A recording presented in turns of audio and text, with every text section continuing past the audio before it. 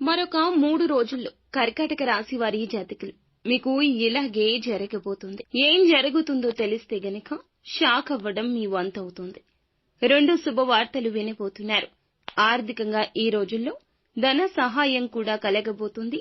విద్యార్థులకైతే అనుకూలంగా ఉంటుంది. వ్యాపారస్తులకు చాలా బాగుంటుంది. ప్రతికూలతలు అనుకూలంగా మార్చుకోవడానికి శివారాధన చేసుకోండి. ఇక ఈ రోజున ఒక నూతన వ్యక్తి పరిచయం వల్ల మీకు అనుకోని సంఘటన జరుగుతుంది. ఈ 3 రోజుల్లో ఎప్పుడైనా ఒక వ్యక్తి పరిచయం మీకు అనుకోని ఒక విధమైన మార్పు జీవితంలో తెస్తుంది. ఎప్పటినుంచో చేయాలనుకుంటున్న ఒక పని మీకు పరిచయమైన ఆ వ్యక్తి వల్ల ఈ 3 రోజుల్లో చేయబోతున్నారు. ఇక ఆ పని సక్సెస్ అయినందున మీరు ఆ వ్యక్తిని అభినందిస్తారు కూడా.